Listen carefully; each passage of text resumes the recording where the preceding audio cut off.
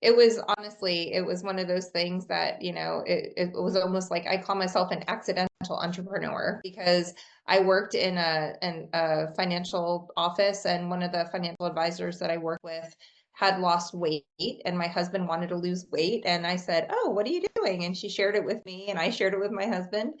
And I'm just a natural helper by nature. So when he started having an incredible experience, I just started telling everyone about it, not even realizing that there was a compensation plan attached to it.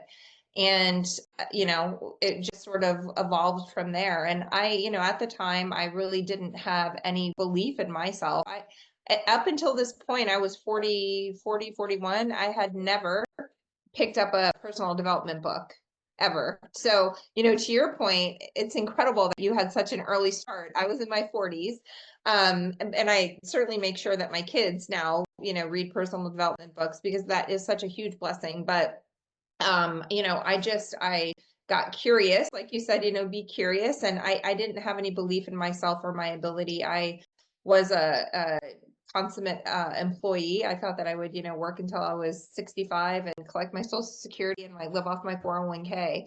But it was at that point where my husband said, "Listen, this is something that is right up your alley. You love to help people, and you do it so naturally." So it wasn't something that was really forced to want to share it, but what was forced was finding the belief in myself that I had the ability to do that. So that's something that I think is really critically important for everyone to understand is that, when you see somebody who's successful in whatever capacity that may be, they didn't just, some people might just have an infinite knack for something, but most people have to work really hard at it. So I had to work really hard on just building that belief muscle in myself and just knowing that, to your point that you said earlier, when you are an entrepreneur, all you're doing is problem solving. You're giving somebody a solution to a problem that they have. So when I was able to take myself out of that equation and really make it all about the person on the other end,